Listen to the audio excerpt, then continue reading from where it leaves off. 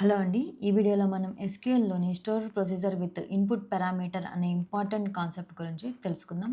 So, next వీడియోలో store procedure with input and output parameter అని కొంచెం అడ్వాన్స్‌డ్ కాన్సెప్ట్‌ని ఎక్స్‌ప్లెయిన్ చేస్తాను. సో, ముందుగా మనం డెఫినిషన్ చూద్దాం. A stored procedure in SQL is a saved collection of statements. So, saved collection of statements అనేది మీరు గుర్తుపెట్టుకోండి. That you can reuse and execute by calling its name. It is often used to perform repetitive task or complex operations అనమాట. So, ఈ topic గురించి మీకు explain చేయడం కోసం employees అనే టేబుల్‌ని క్రియేట్ చేసి అందులో కొన్ని రోస్‌ని ఇన్సర్ట్ చేశాను. కావాలంటే ఈ డేటాను మీకు డిస్క్రిప్షన్‌లో ప్రొవైడ్ చేస్తాను. యూజ్ చేసుకొని మీరు కూడా store procedure with input parameter practice చేయండి. సో, ముందుగా ఎంప్లాయీస్ అనే టేబుల్‌లో మనకి ఏమున్నాయో చూద్దాం. సో, ఇక్కడ మనకి 5 కాలమ్స్ ఉన్నాయి. Employee ID, employee name, department ID, department name, salary. So, ఇప్పుడు మనం బేసిక్ స్టోర్డ్ ప్రొసీజర్‌ని ఎక్స్‌ప్లెయిన్ చేశాను. మీకు ఈజీగా అర్థం అవ్వడం కోసము. ఒకసారి ఆ స్టోర్డ్ ప్రొసీజర్ స్ట్రక్చర్ చూడండి. ఇదనమాట. సో, ఇదేంటంటే మనం ఇన్‌పుట్స్ పాస్ చేస్తాము. డిపార్ట్మెంట్ ఐడీ అండ్ సాలరీ అనమాట. సో, ఫస్ట్ మీకు ఓన్లీ డిపార్ట్మెంట్ ఐడీ పాస్ చేసి చూపిస్తాను. సో, పాస్ చేసినప్పుడు ఓన్లీ మనకి ఈ పర్టిక్యులర్ డిపార్ట్మెంట్ అండ్ సాలరీ అనేది 60,000 ఉన్న రోస్ మాత్రమే అవుట్‌పుట్‌లో వస్తాయి.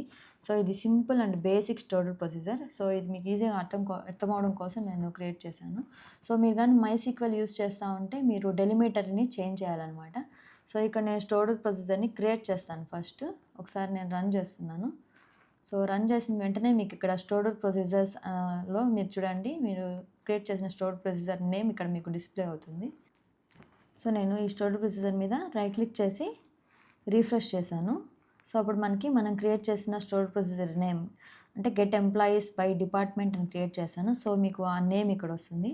సో, ఒకవేళ మీరు డిలీట్ చేయాలి అనుకుంటే జస్ట్ రైట్ క్లిక్ చేసి డ్రాప్ స్టోర్డ్ ప్రొసీజర్ మీద క్లిక్ చేసి డ్రాప్ నౌ అని క్లిక్ చేయండి. సో, ఇప్పుడు చూడండి మీకు ఇక్కడ మీ స్టోర్డ్ ప్రొసీజర్ అనేది డిలీట్ అయిపోయింది. సో, దీన్ని నేను కాల్ చేయాలి అనుకుంటే ఈ కాల్ అనే కీవర్డ్ యూజ్ చేసి సో, ఆ స్టోర్డ్ ప్రొసీజర్‌ని కాల్ చేసి దానికి ఇన్‌పుట్స్‌ని పాస్ చేశాను. సో, ఇది నేను డిలీట్ చేసేసి మీకు ఫ్రమ్ స్క్రాచ్ నుంచి ఎక్స్‌ప్లెయిన్ చేసి చూపిస్తాను. సో, ఫస్ట్ మనం స్టోర్డ్ ప్రొసీజర్‌లో డెలిమిటర్‌ని చేంజ్ చేయాలి. అదే ఎప్పుడంటే ఓన్లీ మీరు మైసీక్వెల్ డేటాబేస్ యూజ్ చేసినప్పుడు మాత్రమే. సో, డెలిమిటర్‌ని చేంజ్ చేయడం కోసం నేను ఇక్కడ డెలిమిటర్ అనే కీవర్డ్‌ని యూజ్ చేసి డెలిమిటర్ అనే కీవర్డ్ యూజ్ చేసి మీరు కావాలంటే డాలర్ సింబల్ ఉంచొచ్చు. లేదంటే స్లాష్‌గా అన్న డెలిమిటర్‌ని చేంజ్ చేయొచ్చనమాట. సో, ఇప్పుడు మనం క్రియేట్ చేయాలి అనుకుంటే క్రియేట్ ప్రొసీజర్. సో, ఇప్పుడు మనం ప్రొసీజర్ నేమ్ ఇవ్వాలి. సో, నేను గెట్ ఎంప్లాయీస్ బై డిపార్ట్మెంట్ అని ఇస్తాను. Get employees by department. Again ఇక్కడ పారెంథసిస్‌లో నేను ఇన్‌పుట్ పారామీటర్‌ని పాస్ చేస్తున్నాను కాబట్టి ఇన్ అని ఇచ్చాను. ఒకవేళ నేను అవుట్‌పుట్ పారామీటర్‌ని కూడా యూజ్ చేస్తే ఇక్కడ అవుట్ అని ఇవ్వాలి. సో, నేను ఇచ్చే ఇన్‌పుట్ పారామీటర్ అనేది దేంట్లో స్టోర్ అవ్వాలి అంటే డిపార్ట్మెంట్ ఐడీ అనే వేరియబుల్‌లో స్టోర్ అవ్వాలి. సో, నేను ఇక్కడ క్రియేట్ చేశాను. ఇది వచ్చేసి ఇంట్ టైప్ అనమాట. సో, ఇంట్ ఇచ్చాను. ఓకే. సో, ఇక్కడ నేను బిగిన్ అనే కీవర్డ్‌ని యూజ్ చేస్తున్నాను. ఇందులో నేను సెట్ ఆఫ్ ఎస్‌క్యూఎల్ స్టేట్మెంట్స్‌ని మనం ఇవ్వాలి. సో, నేను ఇప్పుడు బేసిక్‌దే ఎక్స్‌ప్లెయిన్ చేస్తున్నాను కాబట్టి ఒక్క స్టేట్మెంట్ మాత్రమే ఇస్తాను. సెలెక్ట్ స్టార్ ఫ్రమ్ నేను క్రియేట్ చేసిన టేబుల్ నేమ్ వచ్చేసి employees where department ID is equals to so, దీంట్లో ఏమెళ్ళి స్టోర్ అవ్వాలంటే నేను డిపార్ట్మెంట్ ఐడి అనేది ఏది స్పెసిఫై చేస్తానో అది వెళ్ళి స్టోర్ అవ్వాలి. సో, సేమ్ నేను కాపీ చేసి ఇక్కడ పేస్ట్ చేస్తున్నాను. Department ID. ఓకే. సెమీకాలన్ ఇచ్చేసి ఎండ్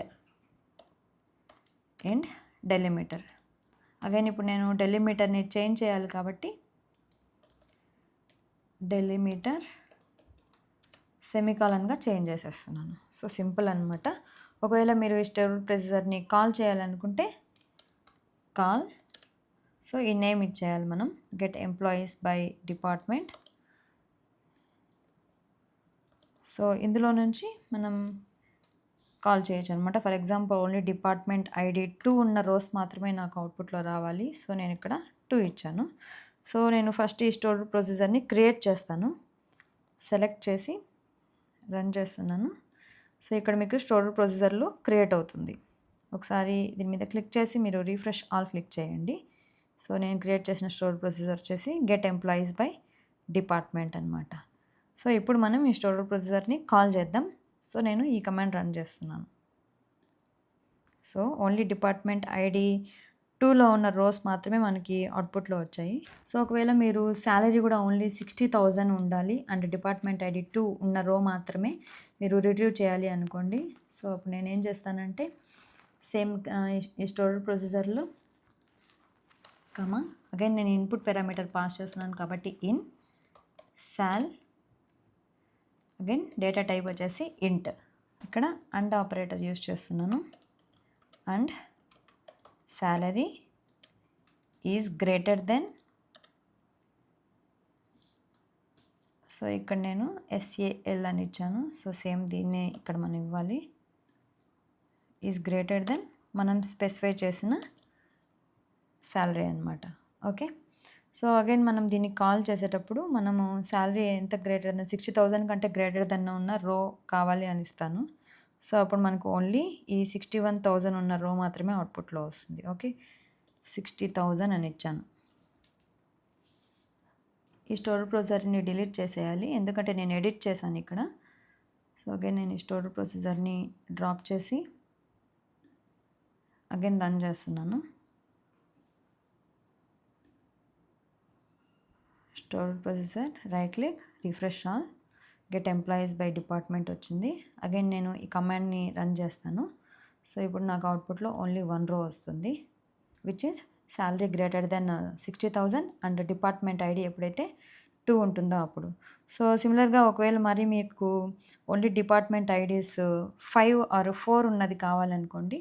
సో ఇక్కడ నేను సింపుల్గా చేంజ్ చేస్తాను. అగైన్ నేను ఈ కమాండ్ని రన్ చేస్తున్నాను.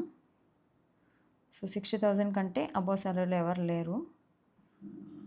ఒకసారి నేను సెలెక్ట్ స్టార్ ఫ్రమ్ ఎంప్లాయీస్ అనే కమాండ్ని రన్ చేస్తాను. సో ఇక్కడ నాకు డిపార్ట్మెంట్ ఐడి 3 అండ్ శాలరీ అనేది 40,000 కంటే అబోవ్ ఉన్న రోనే రిట్రీవ్ చేయాలనుకోండి. నేను అగైన్ ఈ క్వెరీ అంతా రాయని అవసరం లేదు. ఈ స్టోర్ ప్రొసీజర్ని కాల్ చేసేటప్పుడే చేంజ్ చేసేయచ్చు అనమాట. డిపార్ట్మెంట్ ఐడి 3 శాలరీ అనేది 40,000 కంటే అబోవ్ ఉన్నప్పుడు అని. సో అగైన్ నేను దీన్ని కాల్ చేస్తే నాకు ఓన్లీ డిపార్ట్మెంట్ ఐడి 4 అండ్ 40,000 అంటే అబోవ్ ఉన్న శాలరీ ఎంప్లాయీ మాత్రమే వస్తారు. సో ఇదన్నమాట స్టోర్ ప్రొసీజర్ని రీయూజ్ చేసుకోవడం అనేది. సో ఇది చాలా బేసిక్ ఎగ్జాంపుల్. నెక్స్ట్ వీడియోలో కొంచెం అడ్వాన్స్డ్ టాపిక్ ఎక్స్ప్లెయిన్ చేస్తాను. ఈ వీడియో కానీ మీకు నచ్చినట్లయితే తప్పకుండా లైక్ చేయండి, ఛానల్ని సబ్స్క్రైబ్ చేయండి. Thanks for watching.